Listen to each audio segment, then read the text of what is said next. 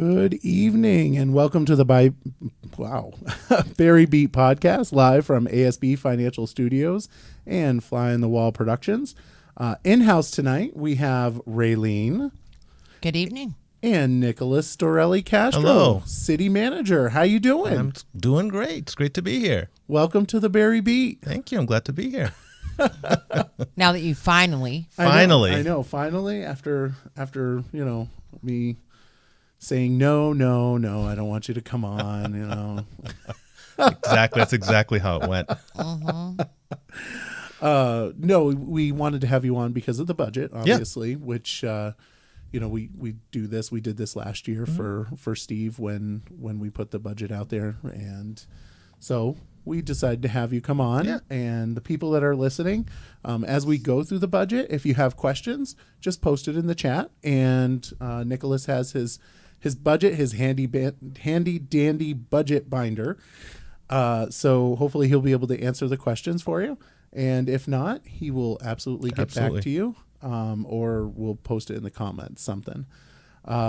So with that, Nicolas. Thank you, Michael. Well, it's great to be here. So we had a budget approved on the last council meeting on the 10th.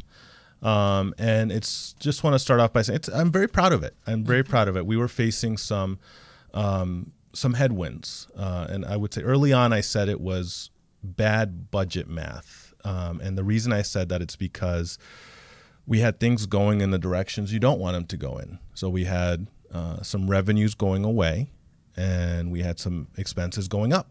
And that's a tough combination. We have contractual obligations through our collective bargaining agreements for our employees.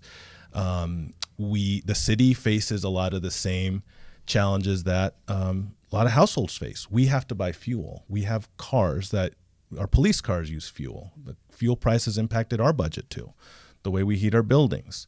And so it was a real challenge. Our healthcare rates went up. Like many other people's did. So these were the types of things we were facing, that just headwinds, I would say, or bad budget math, as I called it. And so walking into the budget, even if we did nothing, we were already looking at, in the 5% range of increases. And the reason I'm really proud of this budget is because we got the expenses down to right around 4%. A projected tax increase below 5%, 4.85, which I think if you see where a lot of other places are right now, I just read, I think Berlin's at 8, and other places started much higher. I don't know where they'll land, but they already started much higher than we did. And we did all that based on confronting that real tough baseline condition that we had to address. So that's why I'm really proud of it. And the staff did a lot of work. It was a really collaborative process with all our department heads. And one of the things we did is we went line by line, and I asked for savings. And we analyzed, scrutinized every line of this budget. We came up with about $290,000 worth of savings to the tax rate, and that was through a combination. Mostly, I think 260,000 of it was through efficiencies, reestimates, cost reductions, eliminating unnecessary things. For example, I'm going to assume I assumed savings in shredding because I think I'm going to shred less than Steve because I don't print as much as Steve. So that was a savings, right? But that's the kind of stuff that you get to when you go through a budget line by line. You ask, what's the shredding budget line? I don't need that. Certainly not that much of it. So for folks that don't know, Steve was very old school when it came to files. He was a paper guy. And he was very much a paper guy. And when you walked into his office, his office was full of papers. That's why JD loved him. Yeah. JD was like, oh my God, it's somebody just like me. Yes. He was so excited when he went to Steve's office. Yes, it definitely, there would be a huge savings. Huge savings. And I'm sure there was like this sound of out of the budget when he left to do that shredding. Yeah. But yeah, that is 100% true. So that's, it's not huge dollar amounts, but that's the kind of stuff that when you go line by line, those are the kinds of savings you can get. So we got $290,000 worth of those savings. 230 of it was in cost reductions, efficiencies, and the 60,000 of it was in revenue raisers, right? So we're going to be a little bit more, we're going to create some new fees. And that this is for things like stormwater connections, things like that, that you're only going to feel them if you're doing something major in the city. Anyhow, so then we went through that process. We scrutinized everything. And that's where we landed where we did, which is with projected 4.85% tax rate increase. And now I've told this to the council, heavy emphasis on projected. That obviously changes. The tax rate actually isn't set till next July. It'll be impacted by things like the grand list assessing and all that. So that's where we are. And 4.03 increase in expenses, which again, you look at the conditions we were in, and I told the staff it was financial jujitsu. It was really great work that they did to get us to that place. So we do get a question here. A 10-cent tax rate increase is troubling to some if the budget were to fail, which it's not going to. Do we have a plan B? And the question for that actually it actually falls into the hands of council. This budget is the manager's budget per charter. We just are in years past, we have gone through and been more of a, line by line for city council, but this is the manager's budget. And so if it doesn't pass, then it would drop into the council's position. And it was a well-prepared then we'll increase budget. the percentage up to 20%. So vote yes on the budget. Yeah. And Michael, I would add to that a lot of our budget is non-discretionary, right? So it's tied to personnel, fringe rates, benefits that are in contracts that, we negotiate those contracts. But we have to live by them as well, right? So 70% of our budget, and you have the chart up there, and I'm rounding up, but it's 2/3 basically, is non-discretionary, and that's not even counting things like debt service, which we're also obligated to pay.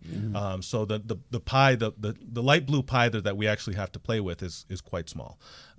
So we have. And those things are, again, things like fuel for the police cars, fire trucks, DPW trucks, salt, sand. There's a lot of things in our budget that we can choose to cut, but that would have some real tangible and, frankly, safety implications. And that would have people screaming too. Yeah, absolutely. So those are things that need to be taken care of. Right. And 33% of overall budget. I mean, we already know that things are pretty slim to begin with. Yeah. So to go any further than that would be, especially when you talk about like union contracts where they have steps and everything else. Right. It can escalate pretty quickly. Right. Yeah. Nice. So let's go on to a couple like high points on it. Yeah. We'll look at the summary of the FY24 budget process. Yeah, so we had, I thought, a really engaging, thorough process. We started this way back in September. We did a kickoff where we asked the council for some guidelines, parameters about what the priorities were, what should we be looking at while we formulate this budget. And we got at that point broad direction about, looking at 4% or so. And so we ended up a little bit higher than that, but I think that's part of going through the process. We got to the point where there just wasn't more to take away. So we started that then, and then we went through 4 weeks, 4 council meetings worth of individual department reviews where we had our department heads come in. We look at one department at a time and have an opportunity to go through line by line, talk about the high points. And this year, part of that was also talking about the reductions they took. And so every department came in and we showed what the change was year over year. We showed the primary functions of those departments and then where they had adjusted their belts and made some difficult decisions. Then we had December, we had December 6th, we had our partner organizations that we fund. So that's the partnership, Barre Area Development, and the Aldrich Library. They made their budget requests, and then we made a recommendation after hearing what they asked for.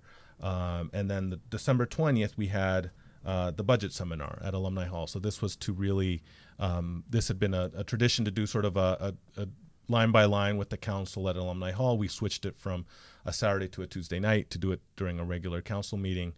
We had all the department heads present. This was a chance for us to go line by line. We did a little of that, and that led to the 10th where we got to the final product. And let's dig down on the partners that we have. Specifically, I know that the Barre partnership didn't actually ask for an increase, but you did decide to give them a 3.5% increase, which is, and Tracy was very happy about that, of course. And, as a person, the liaison to the partnership, and I just love the partnership. So she does great work. Yeah, she does. And then, of course, we get the Barre Area Development Corp, which they had originally asked 54% or 54.1% as here. But you would put out 15%, and that's an understanding for, the current environment that we're in. And I know that we had that conversation last week, and we ended up putting the additional on the budget. Right. Not on the budget. We didn't on the ballot. On the ballot. And then, of course, the Aldrich Public Library got 4.5%. Do you want to add anything? No, I mean, I think that I would just say that these are hard decisions. These are very hard decisions. These organizations do great work. I think, certainly appreciate Tracy sort of negotiating against herself, but I think she's doing great work. It's a real value to the community to have the partnership, and they do a lot of great things that are visible. The beautiful lights that I've heard from so many people. I know Tracy, just integral to that. And Aldrich Library. Also, look, they're a community treasure. It's my kids go to Lego Club, and so they see their friends there. I know what it means to the community, and I think for me also it was important to learn that it's being a small community. The place like the library has a value. It has a value greater than the value I placed on the library in New York City, where there's so many sort of alternatives to education and places for children to learn and grow and have those kinds of opportunities. So we couldn't go as high as the 8. We worked with Lauren to find some areas where we thought there were adjustments to be made. But I value tremendously what they do, because I think for a community like ours, the size of our community, it has tremendous value for many families, and not to mention what they do for the warming, which they have a warming shelter there. So just all around a great place. And then Barre Area Development, I will say MA's been great since she started. Have been in great communication with her. I know she's hit the ground running, and I think she's gonna be a great partner there. The rationale for the 15% versus the 54 is, as I mentioned at the council, a lot of it is math, and we have to. A budget is about making difficult decisions all around, and we made some extremely difficult decisions at the department head level, and so I think it's important to have others make difficult decisions as well. So what we thought was important to fund was the continuation of the executive director's compensation and some strategic planning, which I think MA agrees is important for Barre Area Development. But again, the 15.3 versus 54 doesn't in any way reflect certainly what I believe of the value of Barre Area Development or its future with MA. It's really comes down to another just tough decision. And regarding Tracy's request, you had sent out information saying that all the partners would be a zero. We wanted a 0% increase, and she took that as a 0% increase. So just wanted to clarify that. Yeah, absolutely. So in our initial budget, proposal, I don't know if with the baseline budget where we started, we zeroed those out as in no growth is where we started. So not to zero, but no growth from last year. Gave them an opportunity to come to the council and make their case, and I think they did. And so I think it's important to we value these things, and it costs money to run them, and I think it's an important investment to make. All right. Do you want to go to the context, or what would you like to go to next? We've got several slides. Yeah, we can go say. through. So I talked a little bit about the big picture. I think we can talk about the context setting if you want, Michael. This is the slide that I've made the council look at this slide just about every week that I've talked about the budget, because I think it's important. Yes. Will be just a minute. Sorry, that was a previous employee that was on the system. So this, I've had this in about every budget presentation, and I know it's a lot of lines and bars and graphs, but it's really a story. And I don't think this is unique to Barre. This happened across the country. So when the pandemic hit, panic, we didn't know what were happening. The revenues plummeted everywhere. It was just an unprecedented time for municipalities and everyone. And so what happened was relatively flat budgets. And that's what the blue bars represent, the actual approved budgets since FY20. And you can see just a sort of a flat line there in those first 2 years during the pandemic. The orange line shows what would have happened if the budget had been growing at a predictable 3%, which is, I think, just a placeholder, relatively normal number for a budget to grow based on inflation and just cost of living. And then the gray lines, the gray bars and the gray lines show what would have happened if the budget had been growing at the rate of inflation, right? And so I don't necessarily agree that inflation should always drive a municipal budget's increase. Inflation hits different places. In this particular case, gas prices went up, which, as I mentioned, it does impact municipal governments. And then there were a lot of supply chain inflation-related pressures, which also impacted us because a lot of the things we buy, equipment, parts, were impacted. So I think inflation in this particular case did mean a little bit more to municipal governments. But the point of this slide is that we had a couple of years there where our budget just didn't grow as one might have expected it to grow. That said, the needs of the city didn't change and maybe even grew, right? The streets need paved still. We still have needs for police and fire. Restriping. So, right, restriping, everything, right? So the needs don't go away, but the resources did. So now the real point of this slide is that we're building an FY24 budget off of a much smaller base than where we would have been if our budget had been growing even at that orange bar, right? So that if we'd been growing at 3%, our budget today, this year, would have been $1.16 million higher, which means we would have been growing off of that larger amount, and that's just more resources for us to serve the city, right? So that's the point of this slide, is that the pandemic hit hard in so many, many ways. And one of those lasting ways is that we now have this, maybe this gap between the services the cost for the services our city needs versus where our budget is. And clearly growing to catch up to that basis would be a significant increase. But I think it's important to note that the needs of the city didn't go away because of COVID. We just have now, we're $1.16 million short of trying to deal with even what a baseline budget would have looked like had COVID not happened. That's pretty significant. It matters, right, because we still have to do the same things we did before, right? That the paving doesn't go away. We still need to hire people in planning and assessing, and all that work we do continues to happen. We just have fewer resources with which to do it. And, as we talk about the resources, and we can talk about the changes in the baseline budget. Yeah. If you want. Yeah, so this is part of that bad budget math that we had, right? So this contributed to that bad budget math in many ways. So we had the bad budget math, just to go back to, was basically our rising personnel costs, which are and healthcare costs, which went up with the Green Mountain Health Board increasing by 11%. And then we lost one-time revenue. We're losing the cell tower at the Odd, which was $53,000 a year for us. That's a big deal. Do you know which provider that was? Oh, geez. I want to say Sprint. Note to self, folks. Sprint.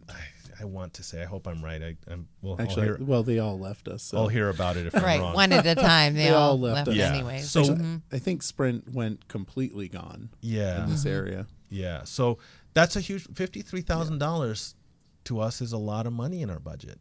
And then even after we started our budget conversation, we had these other major changes that, were really net negatives, which is we lost $57,000 in ambulance contract billing revenue in FY24. And so that was, we used to do the billing for 3 communities and they paid us to do that. And we're not continuing to do that anymore. We just can't. We lost the staff person who does that. Who was amazing. Who was And amazing. We'll just put that out there. Yeah. We miss you, Bonnie. Come back. And now you also have to hire somebody to do that for here. Right. And so it's a loss beyond this. But the 57,000 was the revenue that was coming into us that was, free money, basically, right?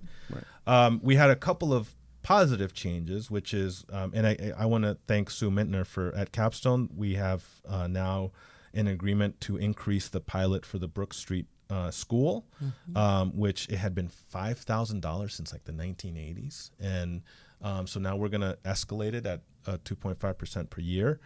So that's great. That's a contribution that they're making, and they're a nonprofit. So I'm very appreciative that they were willing to let me in the building to talk about that, even though I told them that was what I was coming in to talk about. Right. So we want your money. Right. And then a positive change too is that we were notified by the state of Vermont that the pilot payments, the payments in lieu of taxes, pilot payments that they make, we're going to increase. We get notified about this in the mid-year, and so this helps us. We're going to assume that we're going to be at around the same level next year, so that helps the bottom line budget. But those are all things that they mean a lot to Barre, right? So the loss of the 57,000 in revenue from the ambulance billing, the loss of the 53,000 from the cell towers, that's a lot of money for us. And I came from New York, right? I did the education budget, and I had a rule. That budget is $30 billion. And I had a rule. My staff didn't bother me for under $1 million. Right. And so we would have a problem. We would have a problem here. Right. But this is these. Yeah. If New York City lost a cell tower off of a school building, I wouldn't even have learned about it. Right. Yeah. And, here, that's a big chunk of money for us. That's a position. Yeah. So. Now that increase, the pilot increase is going to be in perpetuity, correct? So we assume so. So what we do is we adjust. We have a line item in the budget. We adjust it when we get the actuals from the state, and then we assume based on history that they grow from there. Now, if the state has some sort of, God forbid, catastrophic revenue issue, and they have the ability to lower that, then we would hopefully have time to adjust. But yeah, we assume for the time being that we're growing off of that increased base. Did you say we were also getting an increase with Capstone? Capstone, yeah. And that's also in perpetuity? That's in perpetuity, yeah. So we're going to sign an agreement with them to lock that in. They have 2 facilities in this, 2 buildings in the city that are subject to pilots, and we're going to, now they're both going to be at 2.5%. And again, the Brook Street School had not had any increase since the 87. So it'll be a little bit of money, but it's something, right? And over time, it'll be a significant resource for us. And on top of that, we talk about the local options tax, which I believe Montpelier has it on their ballot. Yep. So that's going to probably pass. Although I don't think we can collect on the... I won't do that during this conversation. I won't make the joke. I was going to say. I'll stop. Do you want me to go get the Nerf gun, Yeah, Michael? you probably should go get the Nerf gun on that one. But the local options tax, which I think it's 30% goes back to the state, which goes back into the pilot. So it could raise. Right. We're getting Montpelier money too, along with other money from. But yeah. Yeah, and that's a huge revenue for us on the capital side. That's huge for us too. That's going to help us. We have so many accumulated capital needs that it's gonna help the bottom line a ton. Yeah, absolutely. All right. What do you want to talk about next? Do you want to ask Rosemary's question, maybe? Oh, yeah, go for it. Why don't you ask? She says, there are tough decisions. Having opened up for citizen input on ARPA funds, doesn't that put us in a difficult position to those who submitted requests? I don't think so. So we had 21 requests come in, and I don't know if it's hard to tell if the question's referring to general requests or to the letters of interest. Let me just talk about it broadly. So we started the engagement process in September. We issued a form for letters of interest for people who are interested in projects to submit information about the project, funding for the project, other sources of funding for the project. And so we got 21 total. We did a survey, an online survey, also was able to be done by paper.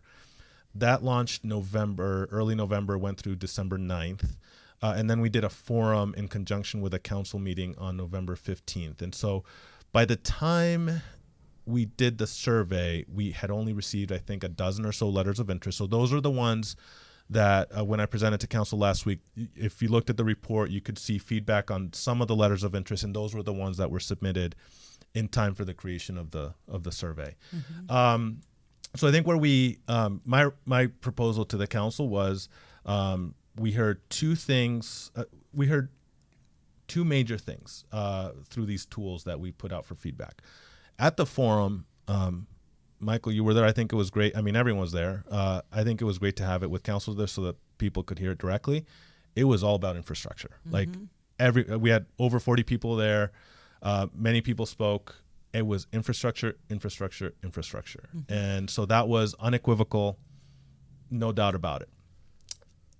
Through the survey, we got two very clear messages. One was that people could respond to a list of topics that they thought were their most important priorities. And housing, by and large, was the highest response there. And we got 309 responses. Mm-hmm. Housing was far and away the priority there. And individually, Downstreet's Granite City Apartments at the Ward 5 school was the far and away most popular project as well. And so I think that makes sense, right? It was housing is your most important priority. Yep. There's one housing project. Of course, it's going to get this support. So my proposal to the council on the 10th was we should fund the Downstreet project. That's 9 units. The total cost of that project is 3 point something million. And we're only funding $250,000. It's less than 10% of the total cost of the project. That's what I think ARPA is built for. It's to leverage. We've talked about leveraging ARPA. This is an example of leveraging ARPA. We're gonna contribute to 10% of a project and get 9 housing units out of it. I think that's a win for the city. They've secured all the other funding, so this is no longer even a hypothetical. They're ready to break ground on this. So that was proposal 1. Proposal 2 was we should carve out $200,000 for the very many letters of interest that we got. And see, I think a lot of them have value, and sure, there's value in fixing our infrastructure. There also is value in doing beautification projects, which is what some of the things submitted were. There's value in supporting some of our nonprofits. There's value in supporting some of the historic buildings in the city. That there was I believe and I'm not tipping my hand on the scale, I'm just giving an example. Mm-hmm. One of the projects was for some upgrades, media upgrades to the old labor hall, right? And so I think there is value to things that help the community, maybe in more indirect ways. So I said, let's set aside $200,000 and let's go through a process where we do sort of like a mini grant for those people who took time to submit those interesting ideas, and the rest of the money, capital plan, infrastructure, and that's to be responsive to what we heard at the forum, and that's going to help us pave. It's going to help us upgrade our facilities. So there's just so many accumulated needs, and we heard loud and clear from the community that we have to tackle it. So my proposal was to throw that into capital, because that was really the takeaway at the forum.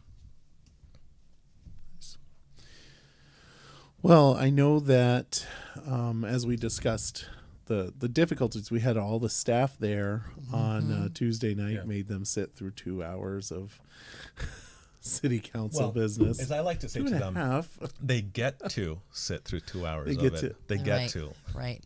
I feel bad for them. So, so is that money that you've set aside for capital, is that going to do anything on the north end as far as the treatment plant and the stench that people are often really upset and concerned about?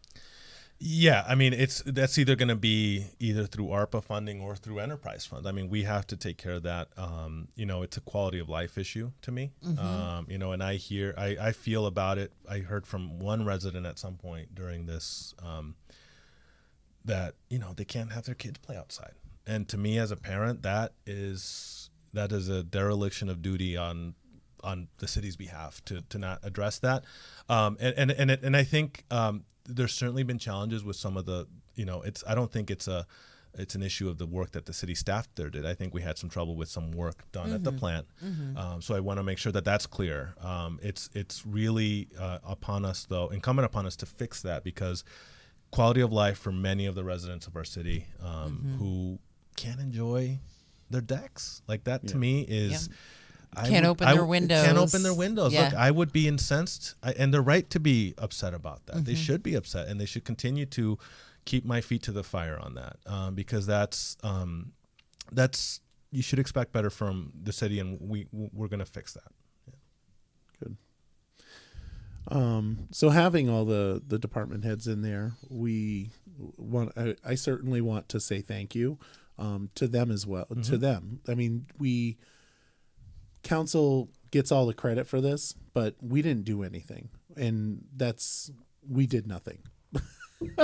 And it was all you and the department heads, and you guys came up with the different adjustments, and I'll let you explain them. Sure.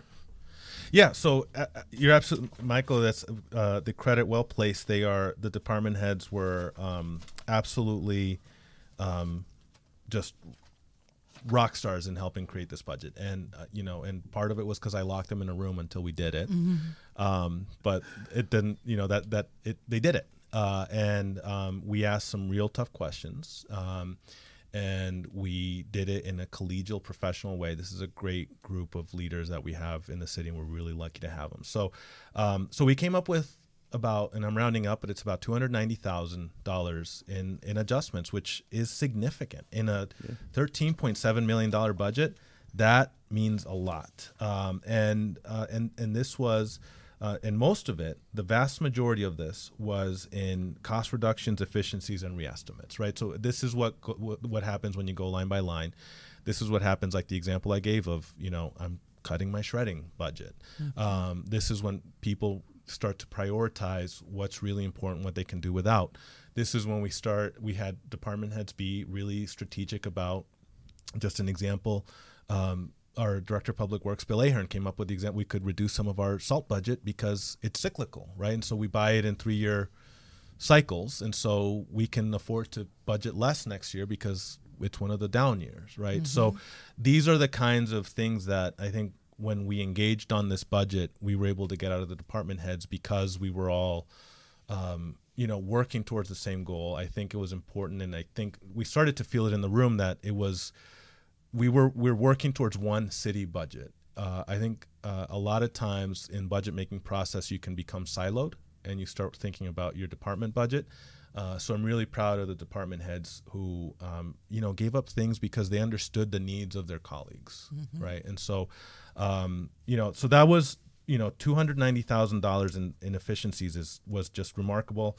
The 227 in the reductions, and then the 60,000 in revenues, which is really targeted as well. I mean, I can I think I brought the examples here. While you're looking that up, I just want to make a comment about the department heads, and our city hall staff is absolutely fantastic and amazing. I'll just give it a plug for them. I've known them for years, and they really are awesome. This team works really hard. It works really hard with not as much as they need, and so it's a remarkable group of leaders. So the fees that we increase, so some of them, for example, the cannabis license is a small one. It's $200, but we expect to next year. So you count it, right? Every little bit helps. Big things like excavation permits, stormwater connection fees, those aren't going to hit your average resident. But there are things that other communities cost or charge. And so, we should be doing that as well. We had a small increase in the rental registry by $10. And that generates $23,400. And so that hadn't been updated in some time. And so we thought that a modest increase there creates some revenue for us that we thought it was important to do. We're going to assume... Can we go back to that? Yeah. So the rental registry brings in how much again? Oh, let me pull that up. I have to find my... It sounded like you said 23, right? No, the increase. Oh, the increase. The increase. Yes. Oh, okay, because I was... Yeah, you're doing I was some just math doing there. some math in my Yes. head, and I'm like, oh, wait a minute. Okay. No, just the increase. Just the increase. Just the Okay. increase, It's yeah. like, are we doing $10 per house? I thought it was a little bit more than No, that. the increase is 10, and that generates $23,000. Yes. That's something. Pool fees. So we're gonna look at a small base increase. We're gonna look at some resident discounts. We heard, I think that was certainly popular when we discussed with council. And the pool is great. I think it got a lot of activity last year, and so we're looking to grow that as well. A small increase in ice rental fees. And again, what we're trying to do here is not price people out. This is a real delicate balance, right? We don't. My intent is not to run the city on pool fees, right? Kids should be able to go to the pool. People should be able to go to the pool. We can talk about non-resident fees, but Right. we're not building this budget off the backs And the of city people. does have a lot of programs that aid and Yes. assist in that. Exactly. They And I they was don't just- turn anybody Yeah. Correct. away. And, yeah. It's, If you can do this, Right. yeah. then that's what you'll be doing. But if you can't, the city does provide many different avenues Yeah. and are very clear about that. And Yep. they're very well posted and known. Right. And yeah. Yeah. And we want to be, and this was a big part of the discussion with the staff. We want to be competitive. We know that people can, there's a pool in Montpelier. We want to be able to draw people to our pool. We want people coming to our pool. We know there's a lot of places where people can rent ice skating, hockey rinks. We want them to keep renting at the BOR. So it's a matter of trying to find that right balance, because certainly if we discourage people from renting, then we've failed. And so these are not fees to run the city. These are just fees to be reactive to the fact they haven't been changed or to be responsive to what other communities are charging. So I can tell you that if you really want to get some traction on the pool, you need to get yourself a splash pad there. I'm just saying, I'm a big Yeah. proponent of splash pads. I actually think we should have splash pads throughout the city. That's neither here nor there. From New York, you must be experienced in splash pads, that right? sounds like a great idea. Yeah, that sounds like see? a great idea. Thank We have a you. great spot right Thank here you. on Main Street. We Yeah, can just level we could that, make a level nice it. green Make a space, make a splash nice pad green there. space, Yes, splash that would be pads, nice. I'd park be okay with that. benches. I don't know how our DRB would handle that, but they We'll approve figure it purchase out. banks, so it's okay. We'll figure it out. We can dream. That's right. It would look and great right next to AR would Market. Are you be. kidding me? It would look nice. I do want to circle back on the pool thing and Sorry. squirrel. Stephanie is very, very clear that if a kid comes up Yeah. and they don't have money, we don't want to advertise that. Right. We're not advertising that, but if it's a situation where the kid doesn't have money, she Right. does not turn them away. And I know that Renita Marshall Helping Hands has also given money for pool scholarships. Right? Yeah.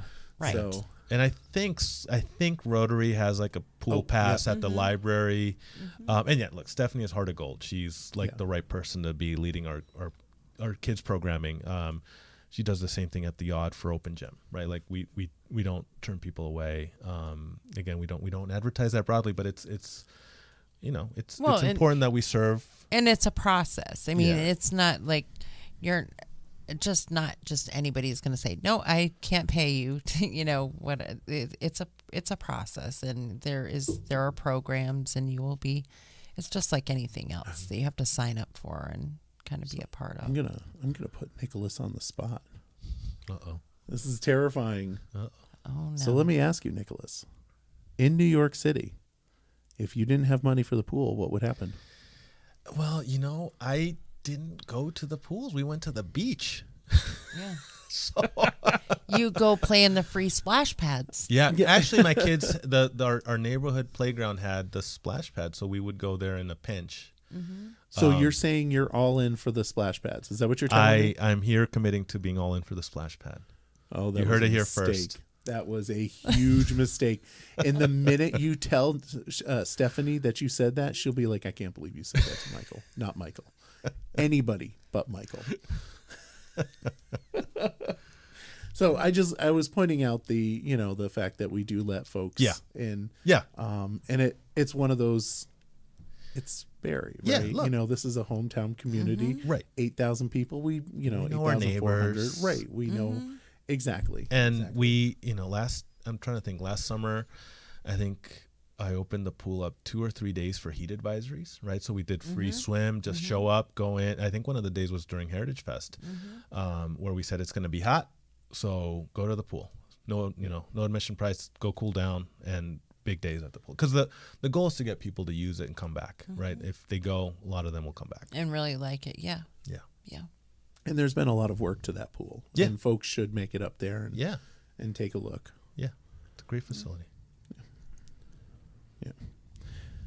All right. So, do you want to talk about department head buybacks?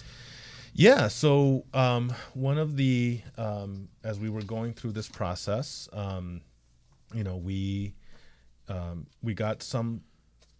We got at some point some good news too, right? We got the state pilot payment that went up, and I looked at the budget, and my thought was we've gone a little too far.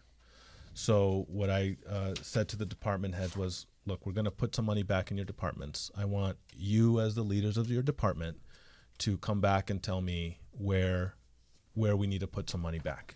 And we really did this at their discretion. I gave each of them an amount. We set a floor for each department so that, because some of our departments just don't have anything to cut, right? But we wanted to reinvest in some of our departments that historically just haven't gotten what they needed. And so we said every department gets $1,250 minimum, and then we allocated proportionally across all the others up to $41,000. So we put that back and said, this is your chance to reinvest in your department for the things that you think you're going to be short next year. And look, this list, what the department heads came back with, I was proud, really is the best word for it.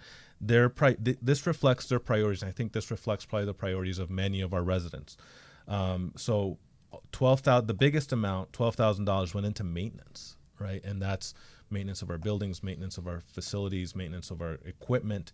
And that tells you something. Like that's been short, and that's an easy area to cut. And that's where they wanted to put money back in. Again, look at this one, training and professional development, about improving themselves, improving their staff. And a lot of this is our department heads advocating for their staff to get training, which I think is terrific, because we don't have a bench, really, right? We're really strong leaders at the top, and then we're really thin in the middle, and then we have the folks who are on the front lines, and we don't have that sort of that middle tier. And so we want to get the people that we see potential, and we want to train them. We put some money into IT technology. That was the next batch. And I think also a great thing, how do we serve community better, more efficiently, get ourselves into the 21st century? The city rolled out a payroll system that's last summer, right? Before the payroll was done on a notepad and spreadsheets, people called the finance department to get their pay time off balances that was kept in a notebook. Right, like let's get into the 21st century, and this is another way to do it. It's more sketchy if you want to go back in time and have conversations. Right. Supplies, right? So supplies, this is to, and I think one of the things we did is we let department heads invest in other departments. So one of the things I did, I think, is I put some money back in recreation, because Stephanie had cut, as part of the staff budget Congress had cut some, like pool equipment. I put that back in, right? So this is that. And then professional services, this is to help us get through our capacity issues. I think some of this was Janet to get her through some of the many hats she wears. She just needs help, right? So again, really proud of the department heads. I think this reflects their priorities, and really even without my direction reflects my priorities, and I think what I hear from a lot of residents and the council. So. And I know that as we talk about staff and all of that, one of the issues is there's nobody there. Yeah. And it's, there's all these openings that have happened since COVID, like nobody wants to work, or right. I don't know what's going on. I equate it to, like, the older people were like, okay, this is crazy, I'm just retiring. And well, that's kind of what happened. Yeah. They're saying if you really dig deep and you read about it, watch, if you are old like me and you get AARP magazines, you can read that the what working. Do you get there, Raylene? Whatever, the working population has just aged out, or they decided to age out during the pandemic, and now there's a shortage. And people aren't having the amount of kids that they used to have. I mean, look, even the graduating classes right here at Spalding compared to what they were when I graduated in 1990, which, by the way, was way better than your year, Michael. But I don't think so, but that's okay. There's a huge difference in getting people in I'll have here. Gina Galfetti to come down here and smack you around a little bit. The other thing that's changed is that when I was coming out of college and getting into the workforce, a state job, a city job, they were hard to get because they were the gold standard. Yep. And you got in, you stayed for your 30 Yep. years, you got a heck of a pension. And that's not the big draw anymore. Mm-hmm. Like, people are not the pension used to be like the big sell for public service job. You were taking a hit on the salary, but you knew you worked for 30 years, you were going to be golden. And that's, people don't care about that piece anymore. So that's taking a big recruitment tool away from us. No, I agree. We talk about the company watches, right? Yeah. Which, as a side note, this is a company watch. National Life gave it to me. Everybody got it, so nobody. I wasn't special or anything. But yeah, I mean the you see it at every place. Yeah. People, they come in for a year, 2 years, and then they're gone. Yeah. I'm like, I have a personal belief that if you haven't been here for 2 years, I don't remember your name. I don't even try. Because it's legitimate. And how many, just out of curiosity, somebody asked how many positions are actually open in the city right now? Oh, gosh. Well, I would say, guess 8 that I'm firmly aware of. I mean, it varies. I think it's around 8 right now. Yeah. But as he just announced a couple of weeks, I think it was 2 weeks ago, you recognized a lot of people that have been here a long time. Yep. Yeah. And I mean, I know a couple of those people that are planning to retire very soon. Yeah. And so then there's more positions. Yeah. And which causes a problem on the other, for that. Yeah. And, and it's not like, and a lot of people are like, well, why haven't you filled them? And we just discussed that nobody's there. And I actually called you, was it today or yesterday, about, can you do temp service? And you were like, they don't have they people don't either. have people either. Yeah, they don't. Yeah, and it's hard. We just don't have the same tools to compete as the private sector, right? And this is not, so I faced the same issue in New York when the bus company, we were struggling, as everyone is struggling to hire bus drivers. And this is, not a knock on Walmart, but we were losing bus drivers to Walmart, right? Because they could pay more than we could. And it's better hours, right? Like, they don't have to get up at 3 a.m. to come drive their route in New York City. But we have the same issue here, right? That we just can't, it's easier for the private sector to be more responsive to the wage issues, right? So Michael, we got an email from a resident the other day talking about the salaries, right? And we have to keep pace with salaries. One is because our employees also feel the effects of inflation that everyone else does, but from another, we have to compete, right? And this is not a hypothetical anymore. We lose staff regularly to the private sector, and it's for many, the salary is too much to give up for some of them, and what we were talking about earlier, that the pension isn't that same pull for them to stay in their job anymore. So we have to find a way to be, what's going to attract people to come to Barre.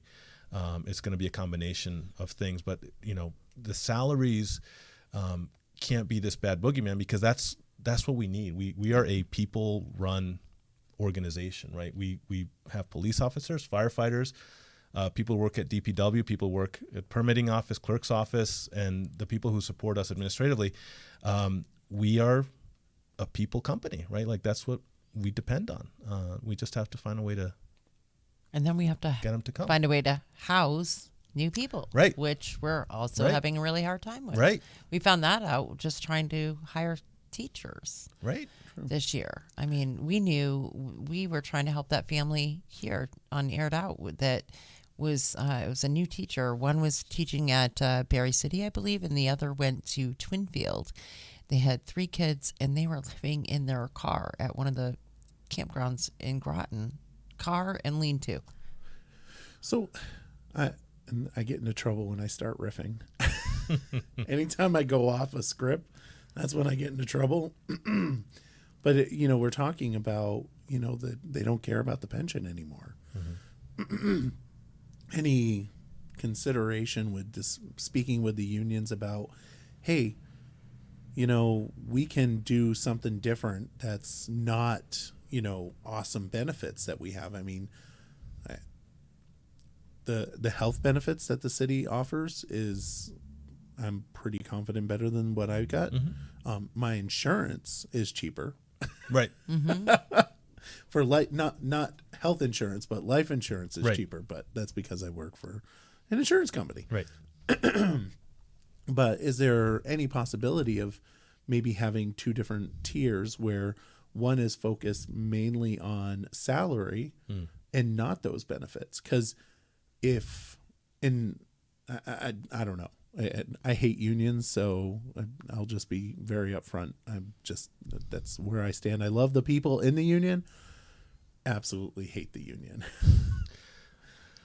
Well, do you understand what I'm saying? I hear what you're saying. Yeah, I mean, I think that all sorts of ideas have to be on the table, right? I think that we just have to be at the point where we have to be willing to consider everything, and even I would hope that our unions would consider my ideas, and I would consider theirs, right? Because I think they benefit from having members too, and I'm not saying in the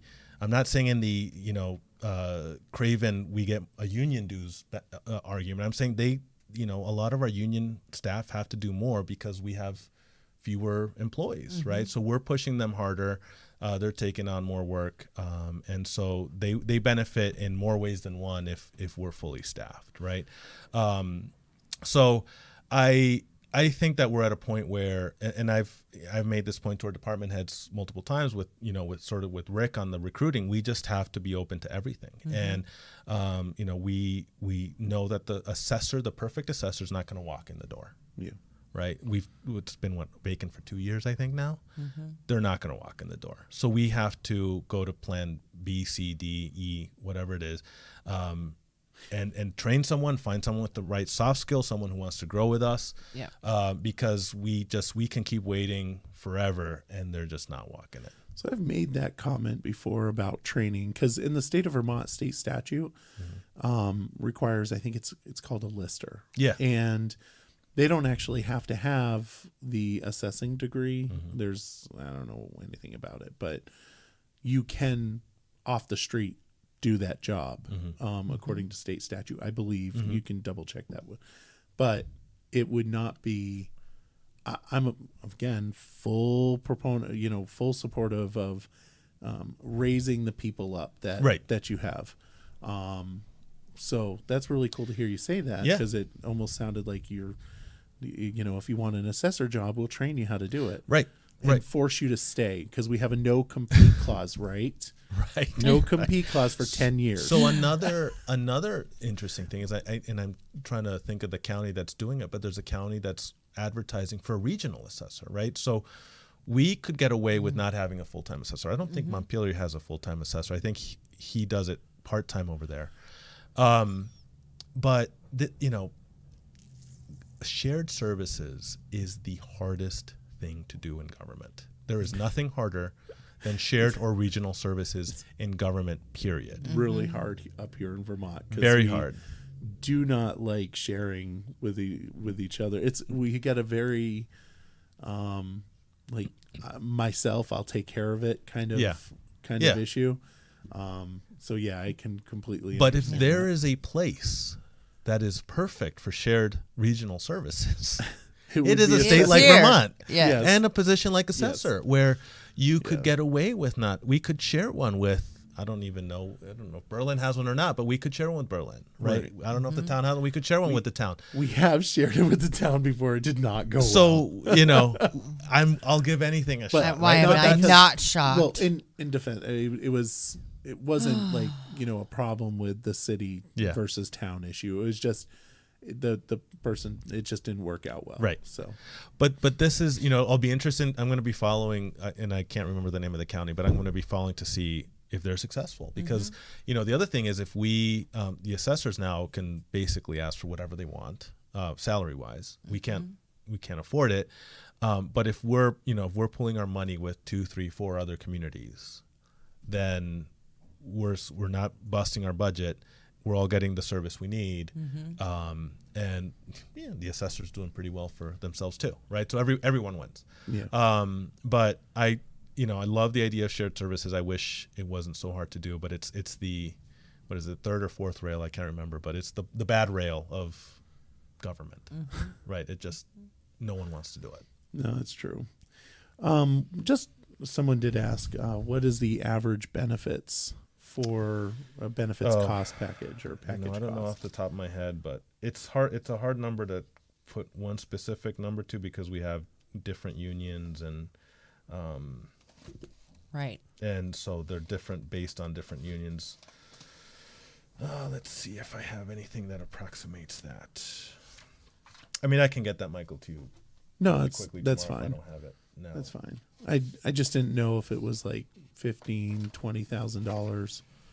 I hate to put a guess on it because I know it. And it also it depends varies. on age and and whether you have a family exactly. plan. How long you've Yeah. been. Yeah. Yeah. Don't worry, Josh. We won't share. It's okay. Yeah. I don't think I have it broken out in a place where I can do a quick Nope, that's fine. calculation of it. But That's fine. Yeah. Nice. There are a lot of variables to that. right. All right. Well, let's see here. So let's do the final summary where we are today. Does that sound good? Where we are today, yeah. So we are. We're in a good damn place. We're in a good place. Very good place. Yeah. So we're at 4.03 increase in expenses. So this is the budget before there were 2 organizations that got added: Washington County Mental Health and People's Health and Wellness. Yes. Yep. So I think it went up slightly after that. It's like 4.05, but I'm talking about like 5.05.